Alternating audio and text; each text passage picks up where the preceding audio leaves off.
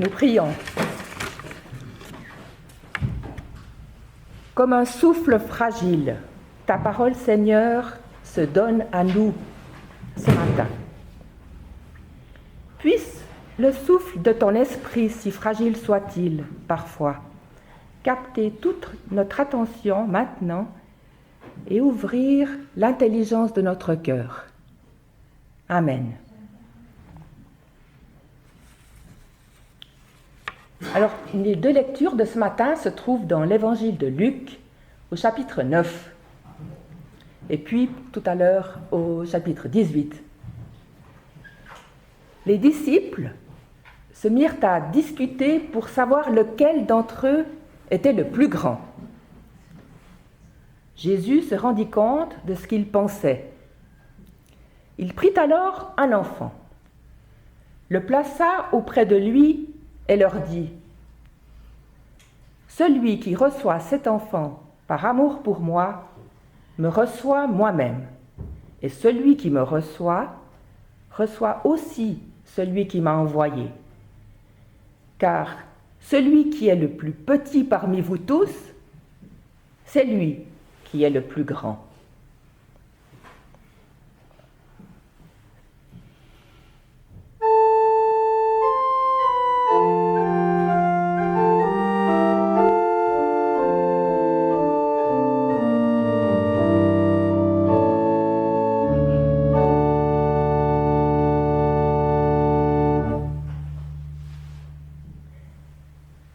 Des gens amenèrent à Jésus même des bébés pour qu'il pose les mains sur eux.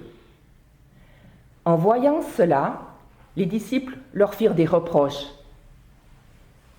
Mais Jésus fit approcher les enfants et dit : « Laissez les enfants venir à moi. Ne les en empêchez pas, car le royaume de Dieu appartient à ceux qui sont comme eux. Je vous le déclare, c'est la vérité. Celui qui ne reçoit pas le royaume de Dieu comme un enfant ne pourra jamais y entrer. » Ta parole, Seigneur, est vérité. Amen.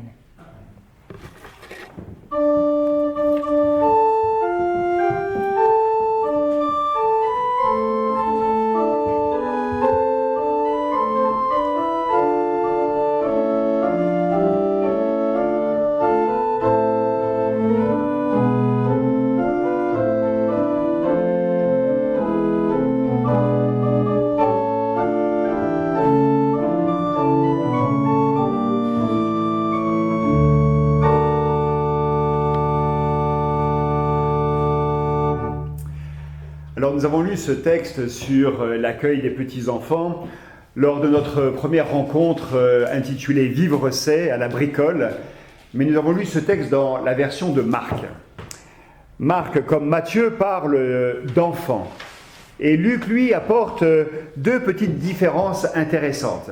Lui, il dit « On présentait à Jésus même les nourrissons ». Même les nourrissons. Même eux, c'est dire. Chez Marc et Matthieu, il est fait mention d'enfants. On ne sait pas quel âge ont ces enfants, mais en tout cas, chez Luc, c'est explicite, il s'agit de bébés.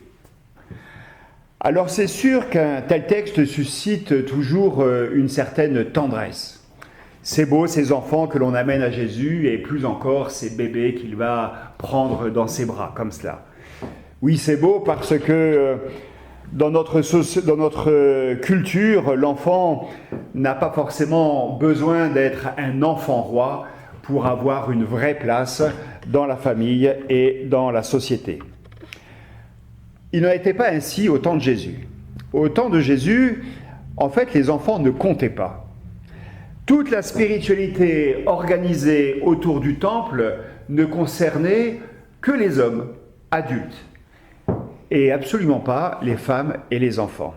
Eux, en gros, ils étaient là, d'abord parce qu'il y avait du travail à faire, mais surtout pour perpétuer le nom, la génération, le clan, et c'était un don de Dieu parce que justement, le nom était perpétué. Alors on peut s'étonner d'un tel statut, mais en réalité, l'étymologie même du mot « enfant » est très éclairant. En latin, Infance, c'est celui qui n'a pas la parole, c'est celui qui ne parle pas. C'est-à-dire que ça peut être un bébé qui ne parle pas, mais en réalité, c'est aussi celui juste qui n'a pas le droit à la parole. Parce que sa parole n'a pas de poids. Voilà, l'enfant ne compte pas. Alors, heureusement, les temps ont changé, vous direz-vous, mais en fait, moi je me souviens très bien de tel ou tel repas de famille où mes parents, plus généralement mes grands-parents, disaient aux enfants au bout de la table « Taisez-vous, les adultes parlent », c'est-à-dire écoutez-les. Et puis je me souviens aussi des cultes où des personnes, souvent plus anciennes, se tournaient vers la mère de famille et les parents qui avaient osé amener leurs enfants au culte et qui manifestaient leur présence, ces enfants, par un rire ou par une parole. Et alors là, le regard était sévère. Et puis vous vous souvenez aussi de ce temps où les enfants étaient interdits de Sainte Seine. Interdit de Sainte Seine tant qu'ils n'avaient pas atteint l'âge de parler, de raisonner, de savoir ce que seuls les adultes savent. Et puis il n'y a pas si longtemps, les paroissiens, mais l'Église en général, en tant qu'institution, disaient fièrement « mais nous aimons les enfants, c'est l'avenir de l'Église quand même ». Sans se rendre compte que dire que les enfants sont l'avenir de l'Église, eh bien le problème, c'est que ce n'est pas le présent de l'Église. En fait, en disant les enfants sont l'avenir de l'Église, on attendait juste qu'ils deviennent comme des adultes, qui reprennent le flambeau là où il avait été laissé par les adultes, que les enfants perpétuent ce que les adultes avaient reçu et transmis, ni plus ni moins, surtout ne changez rien. L'Église a toujours été pensée pour des adultes ayant des enfants, mais pas pour des familles avec des enfants, des adultes et des plus anciens. Alors forcément, quand il y a 2000 ans, Luc raconte que l'on apporte à Jésus même des nourrissons, eh bien leur sang ne fait qu'un tour. Mais vous croyez que Jésus va ouvrir une garderie ou quoi? Vous croyez que c'est la mère nourricière, Jésus? Non, mais repartez avec vos enfants. Et le texte de dire, en voyant cela, les disciples les écartaient vivement. La plupart du temps, dans nos traductions, il y a le mot rabrouer. Je ne sais pas si vous utilisez souvent le mot rabrouer. Mais en fait, ce que ça veut dire, rabrouer, c'est repousser avec une certaine mauvaise humeur. Voilà, suite à cette réaction un peu vive, vous connaissez la réaction de Jésus. Laissez les enfants venir à moi, ne les en empêchez pas, car le royaume de Dieu est à ceux qui leur ressemblent. Alors forcément, si nous n'avons pas côtoyé d'enfants ou de petits-enfants récemment, on pourra dire que le message de Jésus, c'est qu'il faut trouver la voie de la pureté et de l'innocence. Mais si vous avez fréquenté des enfants récemment, vous savez que ce n'est absolument, c'est la mauvaise piste. L'innocence des enfants, c'est quand même une blague. Alors je voudrais vous proposer 3 pistes de réflexion. En premier lieu, je crois que Jésus parle d'une prise en compte totale et inconditionnelle de tous, quel que soit l'âge, le sexe, le handicap, la santé et surtout, quels que soient les a priori que l'on peut avoir sur telle ou telle catégorie de la population. Et d'ailleurs, quelques versets après ce texte sur les enfants, les disciples s'en prennent à une autre catégorie de laissés pour compte, à savoir les handicapés. C'est alors que l'aveugle Bartimée crie pour que Jésus vienne le sauver, que les disciples se retournent vers lui pour le rabrouer. Et là encore, Jésus demande à ce qu'on lui amène cet homme. Mais je crois qu'il aurait pu prendre exactement la même phrase en l'actualisant. « Laissez venir à moi les handicapés, car le royaume des cieux est à ceux qui leur ressemblent. » Vous l'avez entendu dans les lectures, à la question de savoir qui est le plus grand, Jésus répond en prenant un enfant, en le mettant devant, et il dit « Celui qui est le plus petit parmi vous tous, c'est lui qui est le plus grand. » Autrement dit, le plus petit doit être le plus important pour vous.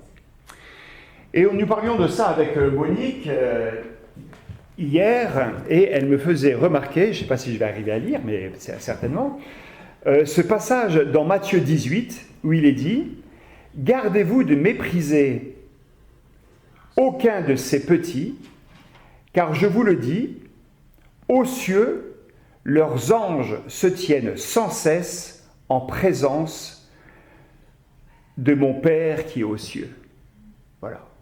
Vous vous souvenez de ces textes, vous ? Moi, je ne m'en souvenais pas. Voilà. Gardez-vous de mépriser aucun de ces petits, car je vous le dis, aux cieux, leurs anges se tiennent sans cesse en présence de mon Père qui est aux cieux. Jésus accueille tous les petits de la société, tous les oubliés, tous les rejetés. Il accueille les insignifiants, les fragiles, les sans parole et les sans force.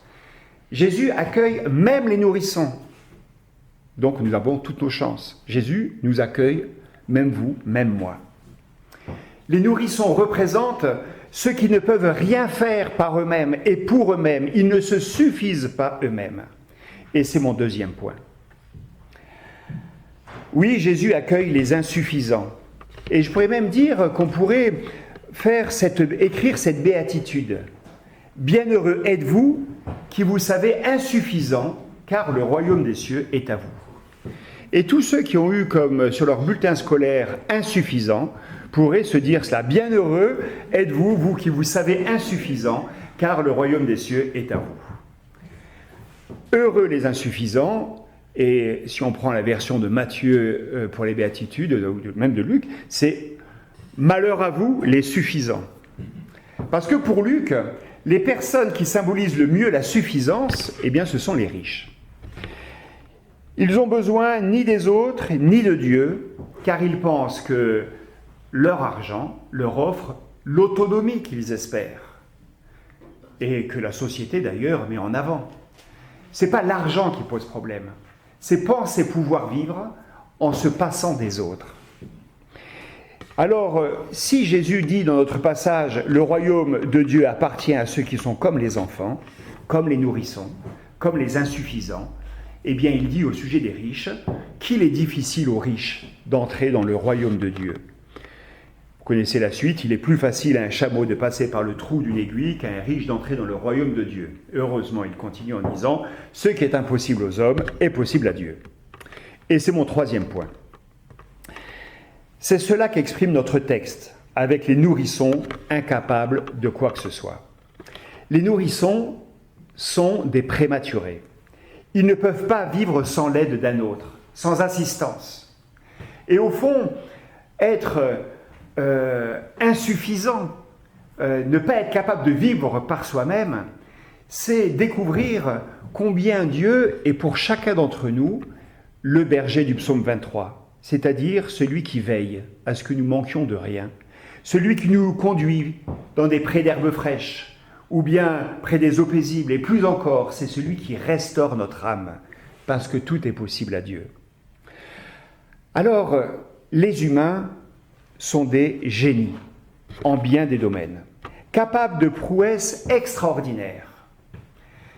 Mais pour que ce génie ne se laisse pas dévoyer, il lui faut reconnaître ses domaines d'insuffisance, ses incapacités, et accepter de recevoir avec la simplicité d'un nourrisson ce qui est vital pour son existence. Car le royaume de Dieu appartient à ceux qui sont comme eux. Parce que c'est Dieu qui donne l'être, le mouvement, la vie, le mouvement et l'être, selon l'apôtre Paul. Voilà, me semble-t-il, 3 axes qui pourraient nourrir notre réflexion personnelle.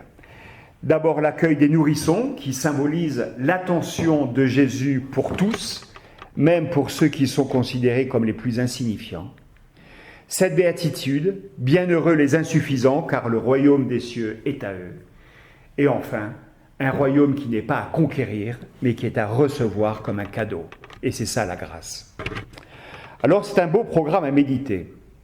Mais il y a un autre aspect qui m'est apparu lors de notre rencontre la semaine dernière à la Bricole sur ce texte. Alors nous aimons suivre les émissions de Présence protestante animées par Marion Muller-Collard, parce qu'à chaque fois il y a un texte biblique et des entrées multiples qui finalement libèrent notre propre parole. Et là, elle interviewait 3 enfants. Le garçon de la bande pensait qu'il fallait comprendre le royaume des cieux à partir de cette parabole de la graine de moutarde, qui est la plus petite, mais qui, une fois plantée en terre, devient un arbre majestueux avec de beaux fruits. Et pour lui, donc, ce texte sur l'accueil des enfants, il était à comprendre comme une invitation de Jésus à ce que les enfants grandissent et deviennent des adultes. Et il aimait beaucoup cette perspective. Mais il disait, en fait, moi, j'aimerais toujours rester une graine en train de germer. Quel beau programme de vie. Vouloir rester une graine en train de germer. Être toujours et à tout jamais porteur et porteuse de promesses, d'avenir. Être semence.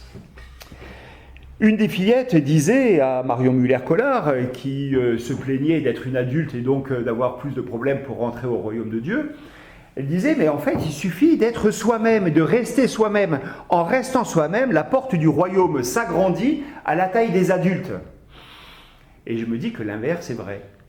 Quand on n'est pas soi-même, eh bien, la porte se rétrécit et ça devient de plus en plus compliqué de passer l'épreuve, de passer vers cette plénitude de vie. Et puis enfin, il y avait une troisième fillette qui, elle, disait que la différence fondamentale entre les enfants et les adultes, c'est que les enfants prient sans se poser de questions. Et elle disait, nous on n'est ni dans le passé ni dans le futur, on est dans le présent, et c'est pour ça qu'on prie plus facilement que les adultes. Alors je vous cite ces trois perles, parce que je crois que jamais j'aurais pu avoir de telles réflexions. J'ai trop de prélecture en tête, trop de principes de lecture du texte biblique. En quelque sorte, je suis trop réfléchi, trop protestant en somme. Mais je ne renie rien de ce que je suis, parce que je pense que ma lecture du texte biblique rend justice au vouloir dire des auteurs. Et puis je pense aussi qu'il est important d'entendre que personne n'est insignifiant pour Dieu. Je pense qu'il est important d'entendre « Heureux les insuffisants, car le royaume de Dieu est à eux », et ou encore que Dieu a posé sa main bénissante sur chacune de nos vies. Je crois que c'est important. Tout cela est important, mais le témoignage de ces enfants m'a parlé d'un quatrième aspect. Le royaume de Dieu se manifeste dans la spontanéité d'un enfant, dans sa créativité, dans sa poésie, dans le lien qu'il fait entre des choses qui n'ont apparemment aucun rapport. Le royaume de Dieu surgit de cette absence d'a priori et de cette pensée libre de tout carcan. Alors oui, le royaume de Dieu jaillit aussi de la bouche de ceux que l'on a considérés comme insignifiants, comme n'ayant pas droit à la parole. La parole de Dieu surgit dans la bouche de ceux à qui on a contesté le droit de parole. Et puis le royaume de Dieu est donné à ceux qui s'arrêtent pour écouter les insignifiants, les insuffisants, les sans-parole. Me revient alors à l'esprit cette prière de François d'Assise. Je demande la grâce de voir le visage de Dieu en toutes ses créatures. Je demande que s'ouvre pour moi, à travers le plus petit d'entre mes frères et mes sœurs, une fenêtre sur l'amour infini du Père. Et je vous la relis pour que vous puissiez vous y associer pleinement. Je demande la grâce de voir le visage de Dieu en toutes ses créatures. Je demande que s'ouvre pour moi, à travers le plus petit d'entre mes frères et sœurs, une fenêtre sur l'amour infini du Père. Amen.